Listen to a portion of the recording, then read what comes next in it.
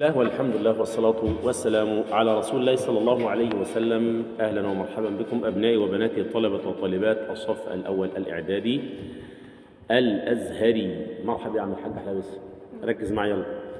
المقصد الثاني من مقاصد الطهارة، احنا خدنا المقصد الأول اللي هو الوضوء مش كده؟ المقصد الثاني الغسل. طيب الغسل يعني ايه لغة؟ جريان الماء على الشيء مطلقا. انا بقول لك اغسل الكوبايه وتحطها تحت حنفيه الماء تجري عليها اتغسلت كويس. اغسل الجلابيه، بتغسل الجلابيه تحطها تحت الماء ولا الحنفيه ولا اي حاجه والبتاع يبقى ايه اتغسلت، يبقى اسمه جريان الماء ايه على شيء ايه مطلقا. طيب شرعا تعميم البدني، احنا بنتكلم على الانسان بقى في موضوع الغسل، غسل البدن يعني يبقى تعميم البدن بالماء مع النيه. يعني ايه مع النيه؟ يعني انا رايح دلوقتي عشان اغتسل، يبقى نيتي ايه يا استاذ عمر؟ اغتسل. لكن انا الجو حر ودخل تحت الدش ما بقتش نيه غسل، انت بتتبرد بالماء، يبقى دي نقطه. اما حكايه ان حضرتك داخل الحمام ودخلت تحت الدش علشان حضرتك تغتسل، انت وانت داخل قلعت هدومك وعلقتها ودخلت تحت الدش، دي اسمها نيه. القصد انك انت تغتسل. ماشي يا باشا. حكم الغسل بقى الوجوب. حكمه ايه؟ يعني مش بمزاجك تقول لي والله مانيش مزاجي، مش مشكله ما يجراش حاجه. لا مش ما يجراش حاجه. لو انسان اصابته شيء من الجنابه يعني يبقى لابد ان ايه؟ ان يغتسل غسلا كاملا. طيب موجبات الغسل، ايه اللي يخليني اغتسل؟ ايه اللي يخليه واجب علي اقوم اغتسل دلوقتي؟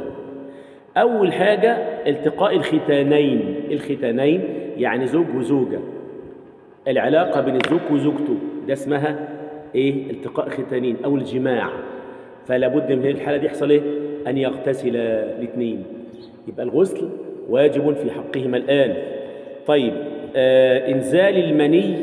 المني سائل بينزل من الانسان الذكر او الانثى، نتكلم على الذكر مشهور الذكر طبعا. بينزل من الذكر سائل سخين كده تقيل شويه، لونه ابيض مبيض كده. طب ده لونه ايه؟ ده اسمه ايه؟ اسمه مني. هيجي للراجل لما بيبلغ سن البلوغ خلاص، ده اسمه ايه؟ مني. طب المني ده حضرتك انسان شافه وهو نايم صحي لقى في الثوب بتاعه البنطلون او الشورت بتاعه فيه مني، يبقى واجب عليه ايه هنا؟ انه يغتسل. تمام. الموت، واحد ما يقول لك احنا هنغسله، يبقى موجبات الغسل يا استاذنا، موجبات الغسل كام يا عم الحاج عمر؟ 3. التقاء الختانين او الجماع بين زوجه وزوجته يعني خلاص. انزال المني، الموت. وثلاثة هنفرد بها الانثى، يبقى ده خاص بالايه؟ بالذكر والانثى. في بقى بتنفرد الانثى بثلاث حاجات تانية: الحيض والنفاس والولاده. الحيض معروف، دم بينزل على الست حين البلوغ او لحظه البلوغ في صحه، يعني مش عيانه، يعني ده طبيعتها انها تحصل لها كده. الست يبقى عندها 3 4 ايام 5 ايام 6 ايام اسبوع في الشهر، كل شهر يحصل لها الموضوع ده، ينزل سائل اللي هو الدم دون خلاص. الحاجه دي اسمه، ده اسمه ايه يا عم عمر؟ اسمه حيض. اسمه ايه؟ حيض. النفاس لما واحده بتولد بينزل بعد الولد دون، يا اما لحظه دم، يا اما لحظه، يا اما يوصل لغايه اقصاه 40 يوم. يبقى ليس كل النساء زي بعض. ممكن واحده اسبوع تطهر، ممكن 5 ايام تطهر، ممكن 10 ايام تطهر، ممكن 20 يوم تطهر، ممكن 40 يوم، لكن بعد 40 يوم لا. يعني ايه؟ العلماء حددوها قال لك 40 اقصاه، يعني اقصى حاجه اكتر واحده ست، يعني في مين هتقعد تعمل 40 يوم يعني. فيسمى بعد ذلك اسمه استحاضه. اسمه ايه؟ هنفرق بين الحيض والاستحاضه ان شاء الله بعدين.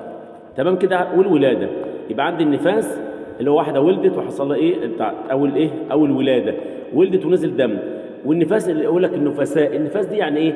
يعني بيفضل ينزل منها دم بعد الولاده، اسمه النفاس مش كده؟ طيب الفرائض بقى الغسل بقى، اجمال فرائض النيه. دي اول حاجه، انا ناوي اخش الحمام ليه؟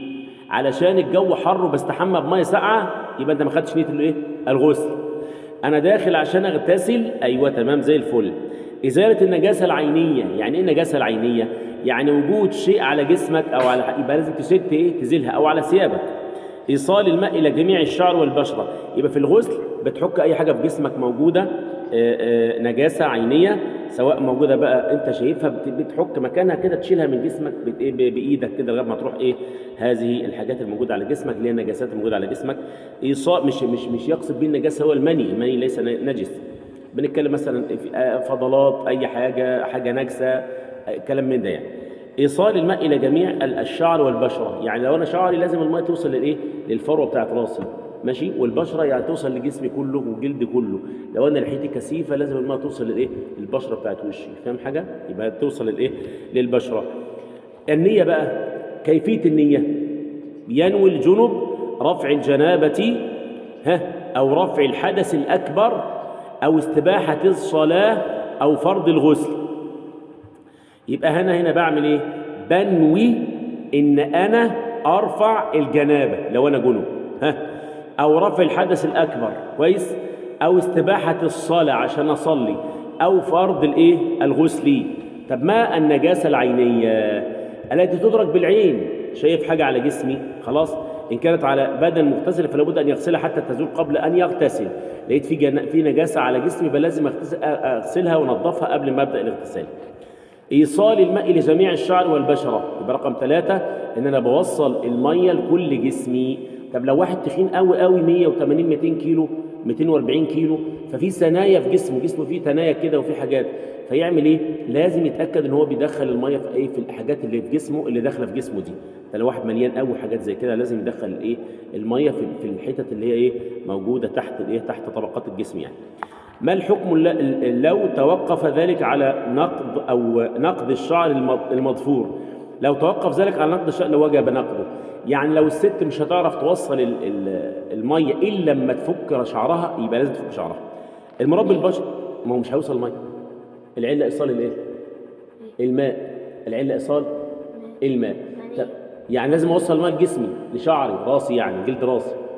طب واحده الفروه بتاعتها تقيله قوي لدرجه انها عامله زي طبقه عازله كده عن فروه الراس، مش هتوصل ميه، نعمل ايه؟ تفك الضفاير وتحاول توصل الميه لجسمها لراسها يعني. المراد بالبشره ظاهر الجلد، ماشي. سنن الغسل بقى يا عم عمر: اول حاجه التسميه بسم الله، وتخش تغتسل. اقلها ما اكملها، اقلها بسم الله واكثرها بسم الله الرحمن الرحيم، بقصد الذكر وتكون في اوله او اثنائه. يعني انت كده ذكر بيبقى لازم للايه؟ ببقى بقول وانا بغتسل. الوضوء كاملا، بتوضا قبل ما اغتسل يا عم عمر، يعني بخش الحمام وبعدين اخش بسم الله واتوضا وضوئي كاملا للصلاه كاني هصلي بالظبط، وضوء الصلاه بالظبط. الموالاه اي التتابع في غسل الاعضاء دون فاصل. تقديم اليمنى على اليسرى او الجانب الايمن، يعني امثلها لك دلوقتي عشان تفهم. انا دخلت غسلت ايدي بسم الله تحت الدش، ماشي يا عمر معايا؟ بص لي عشان تفهم. بسم الله، خلاص، اتمضمضت واستنصرت واتوضيت، خلاص تمام. اقوم جايب راسي 3 مرات تحت الدش، كويس، جنب اليمين 3 مرات، جنب الشمال قدام ورا طبعا، جنب الشمال 3 مرات. هيبقى الرجل اقوم غاسل رجلي وبعد كده اطلع ما امسش قدام ولا ورا، يعني ايدي لا تلمس قبل ولا دبر. في الحاجه دي حضرتك انت كده متوضي ومغتسل زي الفل، اخرج صلي على طول، مفيش مشكله انك انت اتوضيت قبل ما تغتسل، فاهم حاجه؟ طيب. الزياده على 3 تقديم الشق الايمن على الايسر. المبالغه في المضمضه والاستنشاق للصائم. المبالغه في المضمضه والاستنشاق، يبقى انت بتبالغ في المضمضه ما لم تكن صائما، ما لم تكن صائما. ما يحرم على الجنب اللي هو جنابه، يعني حصل له جنابه سواء انزل مني هو نايم ام جنب او مع زوجته، يعمل ايه؟ الصلاه فرضا، ما ينفعش يصلي ابدا فرضا او نفلا. قراءة القرآن، الطواف بالبيت الحرام، المكث في المسجد، مس المصحف وحمله. يبقى ما ينفعش واحد جنب يعمل الحاجات دي. الصلاة، أنا قمت جنب أقوم أصلي على طول، طب ما أقوم أغتسل وأصلي، ما ينفعش. أنت كده ما كسرتش المانع بينك وبين الصلاة اللي هو الإيه؟ الجنابة. مس المصحف، ما ينفعش أمسك المصحف وانا جنب الا للضروره، لو انا بحافظ على وردي او ان انا مضطر او الميه ما فيش ميه هتاخر، يبقى لازم اشوف وردي اللي انا ماشي بيه، ما فيش مشكله، بس ما تمسش المصحف مسه مباشرا، تقراه بعينك عادي، ما فيش مشكله. المكث، والست طبعا تلف ايديها بايه؟ بقماشه او بتلبس جوانتي. المكث في المسجد لجنب مسلم الا لضروره، ما ينفعش اقعد في مسجد الا لضروره، مش عارف اخرج من المسجد، في ظروف، في حاجه مش قادر اخرج، خلاص يعني انت كده مضطر. الاغسال المسنونه، يعني في الكلام ده الفرض اللي قلنا عليه يا استاذ عمر. طب في سنن، غسل الجمعه، غسل العيدين، مش كده؟ غسل الجمعات لمن يريد حضورها، يعني انا راح اصلي الجمعه، من السنه ان اغتسل قبل الجمعه، ماشي؟ انا رايح العيدين، رايح العيد، من السنه ان اغتسل، لقول من توضا يوم الجمعه فبها ونعمه، من اغتسل فالغسل افضل، رواه ايه؟ ابو داود. غسل عيدين الفطر والاضحى، ما فيش عيد الحب وعيد الام وعيد مش عارف ايه وعيد ايه والكلام من ده، وكريسماس وما كريسماس والكلام ده، ما عندناش الكلام ده في الايه في الشريعه بتاعتنا. الدين بتاعنا بيقول لنا احنا عيدين بس، لكن عيد الحب وعيد البتاع وعيد القيامه وعيد الاعاد والكلام ده ما عندناش احنا الاعياد دي، وعيد راس السنه وعيد مش عارف ايه، ما ينفعش. يبقى احنا بنغتسل ونتجهز ونتطيب يوم الجمعه او يومين العيد الفطر والايه والاضحى، ما عندناش اعياد تاني. الغسل لصلاه الكسوف عند كسوف الشمس، لما الشمس يحصل لها تتغطى بكسوف، واخد بال حضرتك، كسوف الشمس، ولصلاه الخسوف عند خسوف القمر. يبقى الكسوف والايه والخسوف، بصلي الايه، بصلي بغتسل للايه للحاجتين دول من السنه. الغسل بعد تغسيل الميت، انا غسلت واحد ميت من السنه ان اغتسل. الغسل عند اراده الاحرام بحج او عمره، داخل بيت الله الحرام هعمل حج او عمره اغتسل. الغسل دخول مكه سواء كان محرما او غير محرم من السنه. الغسل وقوف بعرفه بمعرفه بمنى، حتى لازم حاجه زي كده في 9 ذي الحجه، في 9 ذي الحجه. اسئله يا عم النجم تحلها.